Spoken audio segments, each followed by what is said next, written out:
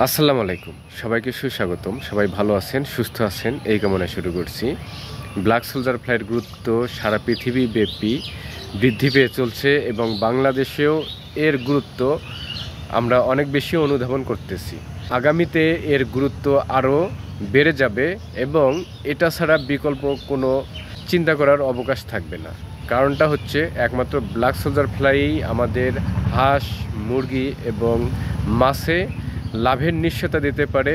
Feed costing 30 থেকে 50% অনায়াসে save করতে পারে। আপনি যদি চান একে যদি প্রপারভাবে ইউটিলাইজ করেন, ফিড কস্টিং আরও বেশি সেভ করা সম্ভব।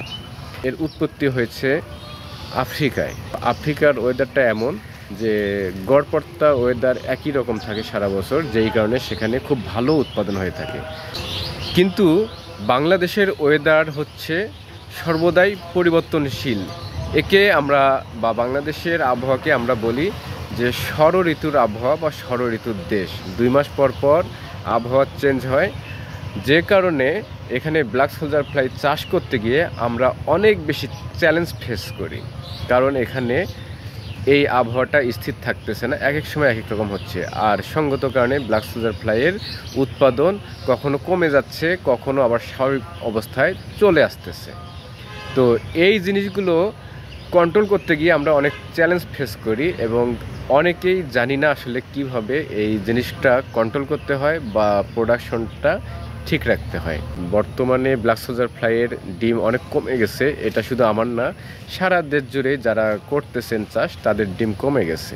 কিন্তু আমরা যদি চাই অন্যান্য সময়ের মতোই বর্তমান সময়টাকেও বিভিন্নভাবে কন্ট্রোল করে ব্ল্যাক সোলজার ফ্লাইয়ের ডিম উৎপাদন বাড়ায় নিতে পারি।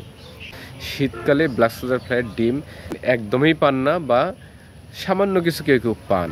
তো এখন সেই শীত চলে আসার আগেই যদি প্রোডাকশন আপনার কমে যায় তাহলে আপনি ক্ষতির মুখে পড়বেন। তো সেই ক্ষতিটা যেন কম হয় বা তা শীত আসার আগেই মোটামুটি একটা ভালো প্রোডাকশন আমরা একটু চেষ্টার মাধ্যমে বাড়ায় নিতে পারি, সেই জিনিসটা আজকে দেখাবো। শীতে যদি কেউ কেউ ডিম কমও পান, খুব একটা আপনাদের উপর ইফেক্ট পড়বে না।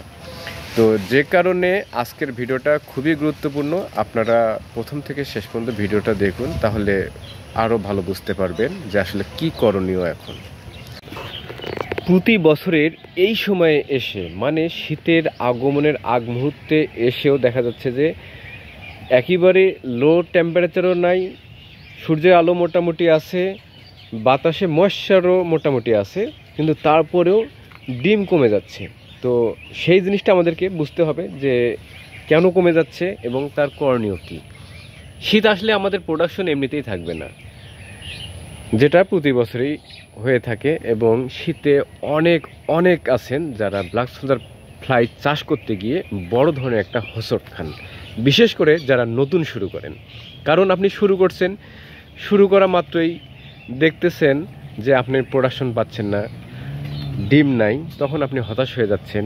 অনেকেই এভাবে ঝরে পড়েন বা পরে আর এই ব্ল্যাক সোলজার ফ্লাইয়ের প্রতি আগ্রহ হারিয়ে ঝোঁকেন না আর নতুন করে। আমি সবসময় চেষ্টা করি নিত্য নতুন ভিডিওর মাধ্যমে আপনাদেরকে বিভিন্ন ধরনের তথ্য শেয়ার করার, যে তথ্যের মাধ্যমে আপনারা উপকৃত হতে পারেন এবং ব্ল্যাক সোলজার ফ্লাই সফল হতে পারেন। তো যাই হোক, বর্তমান সময়টা ভিডিওর আগেই বলেছি যে এমনিতেই ডিম কমে যাচ্ছে, তার মধ্যে গত কয়েকদিন থেকে খারাপ ওয়েদার, সূর্যের আলো নাই বললেই চলে, মেঘাচ্ছন্ন আকাশ, আজকেও তাই আছে, বৃষ্টি হচ্ছে, সব মিলে আর কি ডিম কমে গেছে। তো তারপরেও আমরা কিছু না কিছু পদক্ষেপ নেওয়ার মাধ্যমে ডিমের উৎপাদন কিছুটা স্বাভাবিক রাখতে পারি। তো এটা চেষ্টা করলে সবাই পারবেন।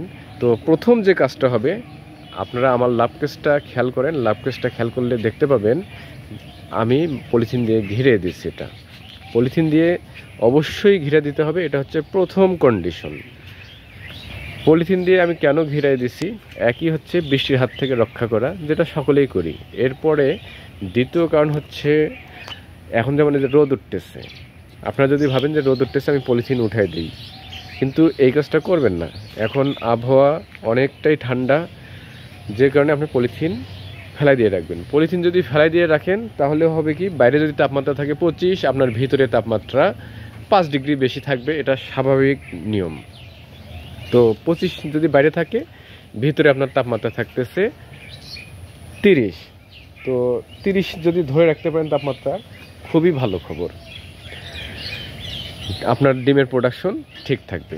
এই কারণে আপনার পলিথিন দিয়ে ঘিরে রাখবেন। এখন পলিথিন দিয়ে ঘিরে রাখার কারণে যেটা হয়, বাইরের যে হিমেল হাওয়া বা একটু যদি বাতাসের বেগ থাকে, এটা পুরোটাই বাধাগ্রস্ত হচ্ছে এবং আপনার ঘরের ভিতর না ঢুকতে পেরে ঘরের ভিতরে উষ্ণতার পরিমাণটা বেড়ে যাচ্ছে। আপনারা যদি খেয়াল করেন যে আমার পলিথিন কিন্তু উঠতেছে বা নড়াচড়া করতেছে, কারণ বাতাস আছে। তো পলিথিন যখন আমি ঘিরায় রাখছি, পলিথিনের কারণে বাতাসটা আর ভিতরে যেতে পারতেছে না, সঙ্গত কারণে ভিতরে তাপমাত্রা বেড়ে যাচ্ছে। এছাড়াও পলিথিনটা আপনারা যেভাবে দেবেন, যে একেবারে উপর থেকে দেওয়ার চেষ্টা করবেন। আমি যদি আপনাদেরকে দেখাই, খেয়াল করেন যে পলিথিন আমি একদম উপর থেকে দিয়েছি, যাতে করে বাতাস সহজে না ঢুকতে পারে। তো এটা হচ্ছে প্রথম কন্ডিশন, আপনার লাভ কেস পলিথিন দিয়ে ঘিরে রাখবেন এবং উপর থেকে ঘিরে দেওয়ার চেষ্টা করবেন। আমি উপর থেকে ঘিরে দিয়েছিলাম, তো একটু নেমে গেছে হয়তো বাতাসের কারণে। আপনার এই যে এখানে দেখা যাচ্ছে একটু নেমে গেছে, এটা আবার আমি তুলে দেব। তো যাই হোক, এটা হলো প্রথম কথা।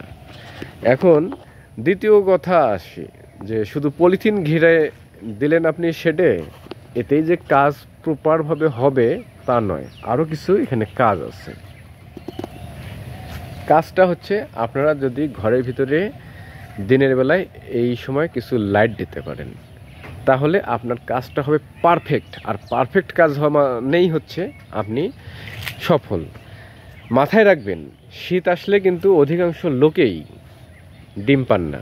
যদিও আমি শীতকালেও ডিম পাই এবং ভালো পরিমাণ ডিম হারভেস্ট করি, কিন্তু এটা অনেকেই পারেন না। শীতকালে কী করলে ডিম পাবেন, এর উপরে আমার চ্যানেলে একাধিক ভিডিও দেওয়া আছে। তো তারপরেও অনেকে করতে পারেন না। এখন কথা হচ্ছে, অনেকে যেহেতু শীতের ডিম পান না, তো শীত আসার আগেই যদি আপনি প্রোডাকশনে লস করেন, তাহলে এটা আপনার জন্য অনেক বড় ক্ষতি। কারণ শীতে আপনার 2 মাস, কমপক্ষে 2 মাস থাকে শীত, এই 2 মাসে আপনার প্রোডাকশন থাকবে না। এখন শীত আস্তে আস্তে এখন থেকে আরও আছে প্রায় 1 মাস বা 1.5 মাস। তো এখনও যদি আপনি প্রোডাকশন না পান, তাহলে আপনি এই প্রজেক্টে আর দাঁড়াতে পারবেন না, অথবা নতুন করে শুরু করতে হবে। আর এখন যদি না পারেন, পরবর্তীতে এসেও আপনি একই সমস্যার সম্মুখীন হবেন। তো 3-3.5 মাস যদি প্রোডাকশন না থাকে আপনার, তাহলে আপনি সেই প্রজেক্টে হতাশা ছাড়া আর কোনো অভিজ্ঞতা অর্জন করবেন না। ব্ল্যাক সোলজার ফ্লাই বাংলাদেশে হয়েছে কি, যে বেশিরভাগ লোক ব্যর্থ হওয়ার পরে ভাবে যে এটা অসম্ভব বা হয় না, কিন্তু আসলে তাদের যে চেষ্টার বা ত্রুটির গাফিলাতি, এই জিনিসটা তারা কখনোই কল্পনা করেন না। তো আমি আপনাদেরকে এখন পরামর্শ দিলাম 2টা। একই হচ্ছে পলিথিন দেবেন, এবং দ্বিতীয় পরামর্শ হচ্ছে যদি পারেন ভিতরে লাইট দেবেন, এবং এই লাইটটা আপনার সবসময় দেওয়ার দরকার নেই। এখন যেমন দেখতেছেন পুরো আপনার আলোহীন বা মেঘাচ্ছন্ন আবহাওয়া, এই ধরনের আবহাওয়ায় আপনারা লাইটটা জ্বালাই দেবেন। 24 ঘন্টা লাইটটা জ্বালানোর দরকার নেই। জাস্ট যখন মেঘাচ্ছন্ন আকাশ থাকবে বা আলো এবং ছায়ার লুকোচুরি খেলা চলবে, এই সময়গুলো আপনারা এই লাইটটা অন করে দেবেন। তাহলেই আশা করা যায়, এখন শুধু এই 2টা কাজ যদি আপনারা ঠিকভাবে করেন, আপনারা মোটামুটি প্রোডাকশন পাবেন। এই ভিডিওতে আমি 2টা তথ্য দিলাম। এই 2টা তথ্য যদি আপনারা ঠিকভাবে কাজে লাগাতে পারেন এবং সঠিকভাবে অনুসরণ করতে পারেন, মোটামুটি ডিম পাবেন। এখন ব্ল্যাক সোলজার ফ্লাইয়ের অনেক টেকনিক্যাল বিষয় আছে। অনেকে ভাবেন যে শুধু শুরু করলাম, খাবার দিলাম, পিউপা হবে, মশারির ভিতর দিলাম, ডিম পারবে। বিষয়টা এত সহজ না। এত সহজ যদি হতো, তাহলে বেশিরভাগ লোক ঝরে পড়তো না বা ব্যর্থ হতো না। তো এই জিনিসটা আপনারা মাথায় রাখবেন। এর মধ্যে অনেক বিষয় আছে, আপনাদেরকে শিখতে হবে, তাহলে আপনারা ইনশাল্লাহ সফল হবেন। আমি শুরু করছি আজকে অনেক দিন হলো, অনেক বছর হলো, আমি কিন্তু চলতেই আছি। তো এর প্রতি আন্তরিকতা থাকতে হবে, ভালোবাসা থাকতে হবে, তাহলে অবশ্যই আমার মতো আপনারাও এটা ধরে রাখতে পারবেন বা ব্যর্থ হবেন না। তো আজকের ভিডিওটা এই পর্যন্তই।